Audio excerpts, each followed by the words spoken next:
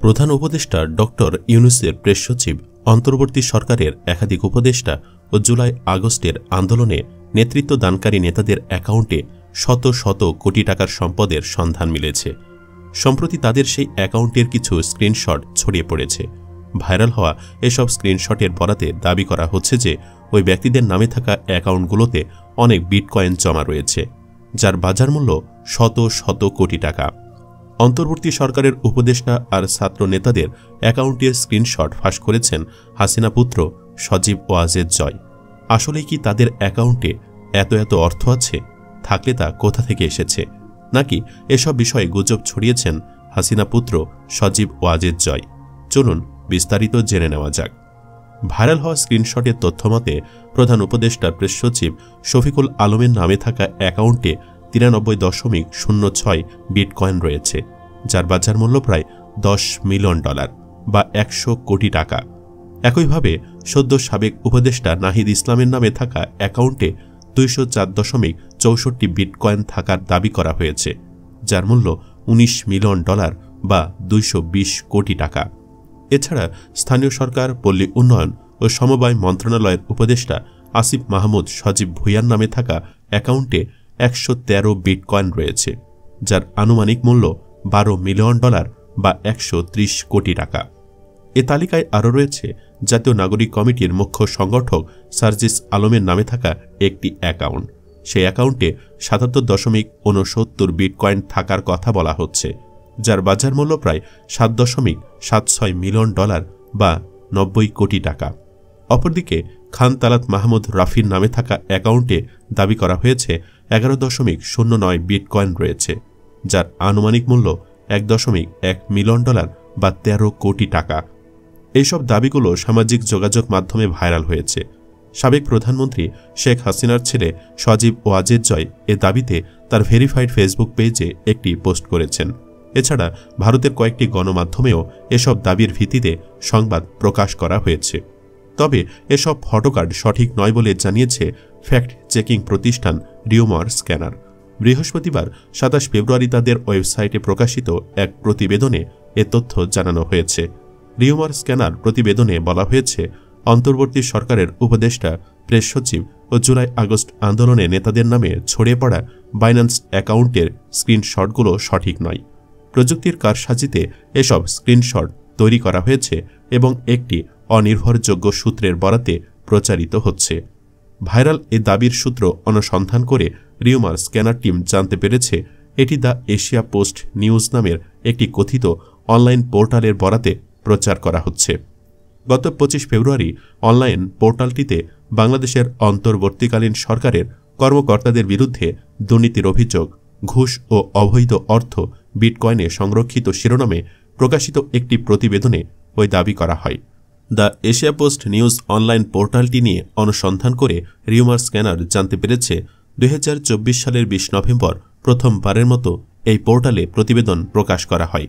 পোর্টালটির নামের সঙ্গে এশিয়া শব্দটি সংযুক্ত থাকলেও এটি বাংলাদেশ ছাড়া এশিয়ার অন্য কোনো দেশ নিয়ে কোনো ধরনের প্রতিবেদন প্রকাশ করেনি। এছাড়া এর সামাজিক যোগাযোগ মাধ্যম কার্যক্রমও খুব কম। ফেসবুক পেজে রয়েছে 33 জন ফলোয়ার আর এক্স অ্যাকাউন্টে রয়েছে মাত্র 8 জন ফলোয়ার।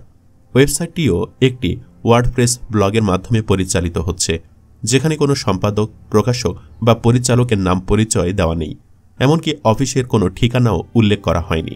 ডোমেন বিশ্লেষণ করে রিউমার স্ক্যানার টিম জানতে পেরেছে অনলাইন পোর্টালটি দেশের জুলাই আগস্ট আন্দোলনের পরবর্তী সময়ে 2024 সালের 25 অক্টোবর নিবন্ধিত হয়েছে। ফ্যাক্ট চেকিং প্রতিষ্ঠান rumour scanner the Asia post নিউজের প্রতিবেদনের সঙ্গে ছড়িয়ে পড়া বাইন্যান্স অ্যাকাউন্টে স্ক্রিনশটগুলো যাচাই করে। বিশ্লেষণে দেখা যায় এগুলো সংশ্লিষ্ট অ্যাকাউন্টে লগ ইন করা অবস্থায় তোলা হয়েছে। স্ক্রিনশটগুলোতে ডিপোজিট ও লগ আউট অপশন দেখা যাচ্ছে, যা সাধারণত শুধু লগ ইন করার পরই দেখতে পাওয়া যায়। এছাড়া বাইন্যান্সের নিয়ম অনুযায়ী কেবল ব্যবহারকারীর আইডি দিয়ে কারো অ্যাকাউন্টের ব্যালেন্স দেখা কোনোভাবেই সম্ভব নয়। ব্যালেন্স দেখতে হলে অ্যাকাউন্টে লগ ইন করে ওয়ালেট অপশনে গিয়ে ওভারভিউ দেখতে হয়। এ বিষয়ে নাম প্রকাশে অনিচ্ছুক একজন প্রযুক্তি বিশ্লেষক রিউমার স্ক্যানার টিমকে জানিয়েছে, সামাজিক যোগাযোগ মাধ্যমে ছড়িয়ে পড়া বাইন্যান্স স্ক্রিনশটগুলো সঠিক নয়। তিনি জানান, যারা বাইন্যান্স, ক্রিপ্টো বা প্রযুক্তি সম্পর্কে ন্যূনতম ধারণা রাখে তারা দেখলে বুঝতে পারবে এটি বানানো, কারণ শুধু ইউজার আইডি ব্যবহার করে কারো অ্যাকাউন্ট ব্যালেন্স জানা সম্ভব নয়।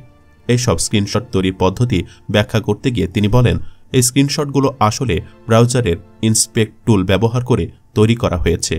এটি এমন একটি টুল যার মাধ্যমে ওয়েবসাইটের কোড সাময়িকভাবে বদলানো যায়, ফলে যে কোনো ওয়েবসাইটের ভিজুয়াল কন্টেন্ট সম্পাদনা করে নিজের মতো ভুয়া তথ্য দেখানো সম্ভব, যা স্ক্রিনশটে বিশ্বাসযোগ্য মনে হলেও বাস্তবে সঠিক তথ্য নয়। ভুয়া স্ক্রিনশট তৈরির কৌশল বোঝাতে গিয়ে ওই প্রযুক্তি বিশ্লেষক রিউমার স্ক্যানারের টিমকে একটি নমুনা তৈরি করে দেখান। প্রধান উপদেষ্টা প্রেস সচিব শফিকুল আলমের নামে ছড়ানো স্ক্রিনশটের মতোই আরেকটি স্ক্রিনশট তৈরি করেন তিনি। এতে অ্যাকাউন্টের সব তথ্য অপরিবর্তিত রেখে শুধু নাম বদলে সজীব ওয়াজেদের নাম বসানো হয়। এছাড়া সাবেক প্রধানমন্ত্রী শেখ হাসিনার ছেলে সজীব ওয়াজেদের ফেসবুক পেজে পোস্টটি প্রকাশের পর থেকে রিউমার স্ক্যানার টিম সেটি খুব ভালোভাবে পর্যবেক্ষণ করছিল। পোস্টের পরপরই মন্তব্যের ঘরে অনেক ফেসবুক ব্যবহারকারী স্ক্রিনশটগুলোকে ভুয়া বলে দাবি করেন। বিভিন্ন প্রযুক্তি বিশ্লেষকও স্ক্রিনশটগুলোর বিশ্বাসযোগ্যতা নিয়ে প্রশ্ন করেন। এসব ঘটনার প্রেক্ষিতে মাত্র 1 ঘণ্টার ব্যবধানে পোস্টটি ডিলিট করেন সজীব ওয়াজেদ জয়।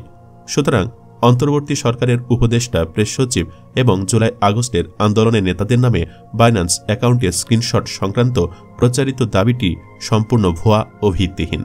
এদিকে দেশজুড়ে আলোচনা শুরু হবার পর ভুয়া তথ্যের সেই পোস্ট সরিয়ে নিয়েছেন গণ অভ্যুত্থানে ভারতে পালিয়ে যাওয়া সাবেক প্রধানমন্ত্রী শেখ হাসিনার ছেলে সজীব ওয়াজেদ জয়।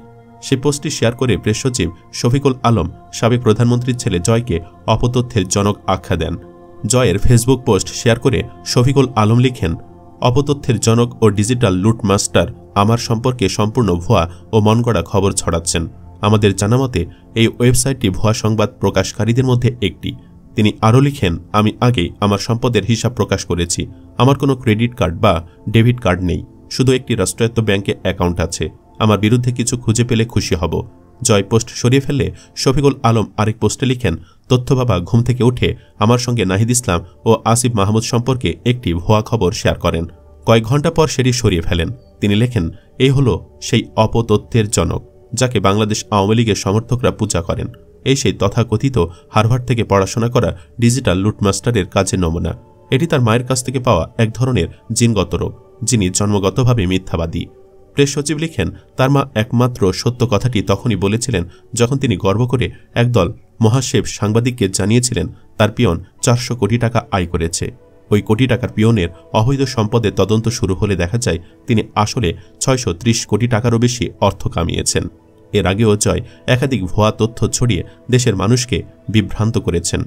সুপ্রিয় দর্শক, ভুয়া তথ্য ছড়ানোর দায়ে সজীব ওয়াজেদ জয়ের বিরুদ্ধে মামলা হওয়া উচিত কিনা কমেন্ট বক্সে ইয়েস বা নো লিখে জানিয়ে দিন আপনার যে কোনো মতামত।